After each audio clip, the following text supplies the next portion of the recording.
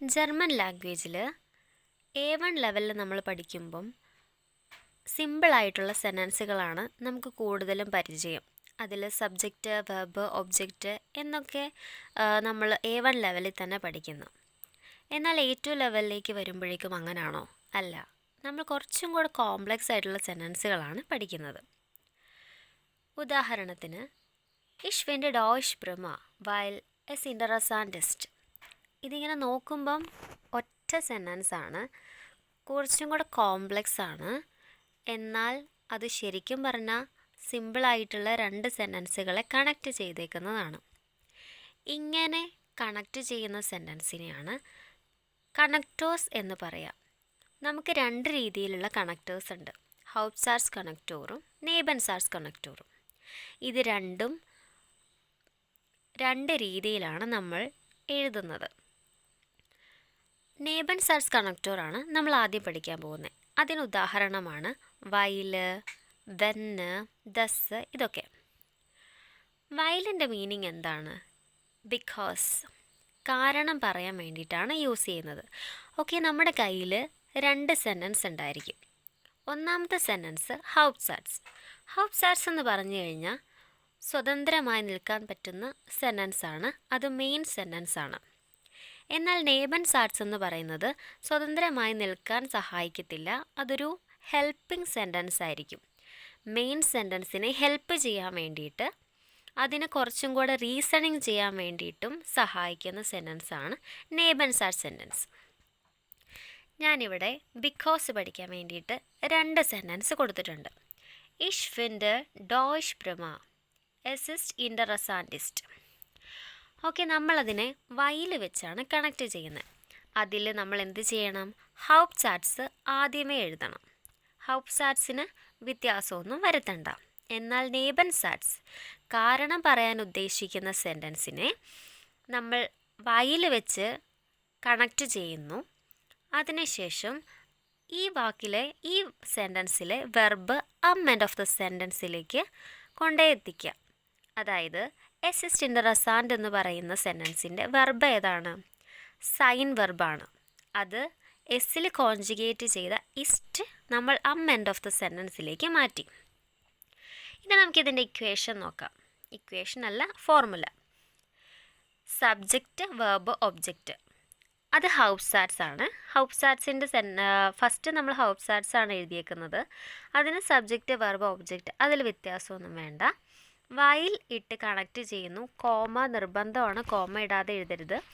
While ഇട്ട് connect ചെയ്യുന്നു.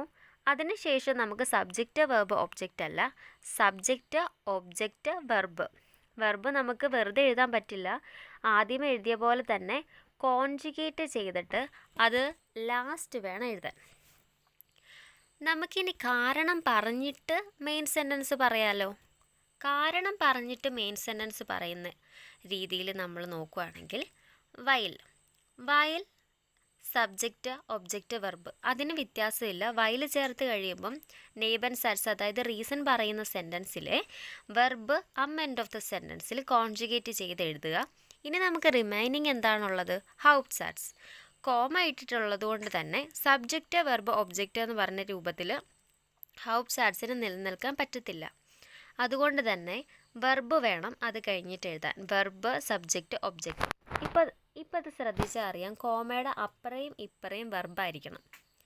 വൈലിലാണ് start ചെയ്തേക്കുന്നതെങ്കിൽ, അല്ലെങ്കിൽ ഒരു കണക്റ്റോറിലാണ്, നെയ്ബൻസാട്സ് കണക്റ്റോറിലാണ് സ്റ്റാർട്ട് ചെയ്യുന്നതെങ്കിൽ, കോമയുടെ അപ്പുറയും ഇപ്പുറയും ഏതെങ്കിലും വെർബായിരിക്കണം. അതിനുശേഷം സബ്ജക്റ്റ്, പിന്നെ ബാക്കിയുള്ള സെൻറ്റൻസ് നമുക്ക് കംപ്ലീറ്റ് ചെയ്യാം.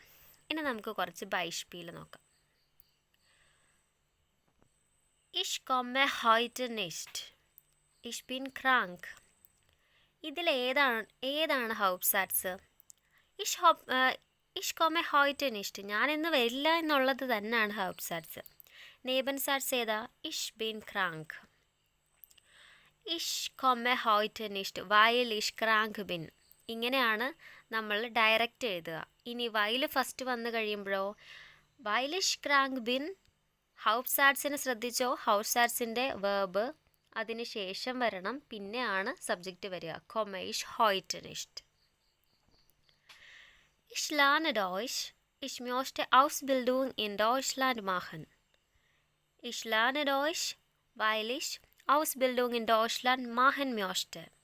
Weil ich Ausbildung in Deutschland machen möchte, lerne ich Deutsch. അങ്ങനെ നമുക്ക് പറയാം. ഇനി നമുക്ക് കുറച്ച് എക്സസൈസ് നോക്കാം. ഒന്നാമത്തെ exercise. Ich arbeite viel. Ich möchte Geld verdienen. ഇതെങ്ങനായിരിക്കും? Ich arbeite viel അതായിരിക്കും അല്ലേ ഹൗപ്സാറ്റ്സ്. അപ്പോൾ നെയ്ബൻസാറ്റ്സോ ich möchte Geld verdienen. ഇങ്ങനെയാണ് സെൻറ്റൻസ് വരിക.